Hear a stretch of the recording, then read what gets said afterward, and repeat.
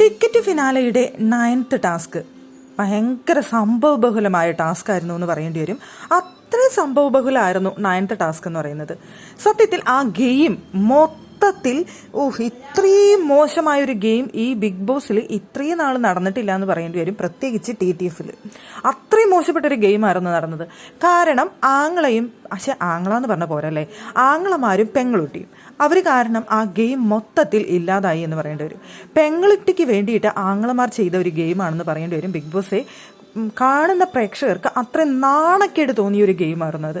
അവിടെ പെങ്ങളുട്ടി 2 പേരുടെ ഗെയിമാണ് അവിടെ ഇല്ലാതെ. ഈ 2 പേരല്ല, അതിൽ കൂടുതൽ പേരുണ്ട്. ഋഷിയുടെ ഗെയിമും. അപ്പോൾ 2 പേര് പോരാട്ടോ. ആദ്യം അർജുൻ്റെ ഗെയിം ഇല്ലാതാക്കി.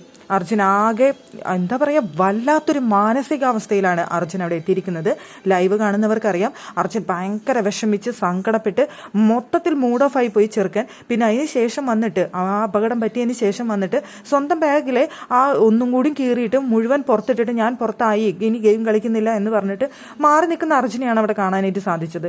വല്ലാത്തൊരു മെന്റലി ഭയങ്കര ഡിപ്രസ്ഡ് ആയി പോയി അർജുൻ അവിടെ ആ സമയത്ത്. നെക്സ്റ്റ് റൗണ്ടിൽ നമ്മൾ കാണുന്നത് ഈ പെങ്ങളും ആങ്ങളമാരും ചേർന്നുകൊണ്ട് ഋഷിയെ പുറത്താക്കുന്നതാണ്.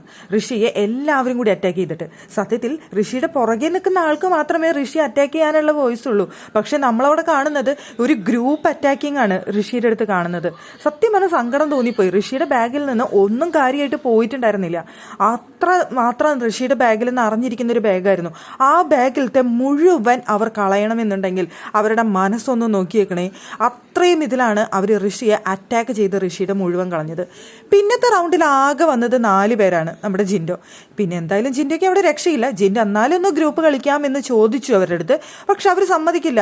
ഞങ്ങളുടെ പെങ്ങളൂട്ടിക്ക് പോയിന്റ് കൊടുത്തേ പറ്റൂ എന്ന് പറഞ്ഞു. അപ്പോൾ പിന്നെ വേറെ രക്ഷയില്ല എന്ന് മനസ്സിലായപ്പോൾ ജിൻഡോ പിന്നെ നിന്നു കൊടുത്തു. ജിൻഡോനെ എല്ലാവരും കൂടി ജിൻഡോനെ അറ്റാക്ക് ചെയ്ത് ജിൻഡോനെ പുറത്താക്കി. എന്നിട്ടാണ് പിന്നെ പെങ്ങളൂട്ടിയും ആങ്ങളമാരും അവിടെ പോയിന്റുകൾ വീതിച്ചെടുത്തത്.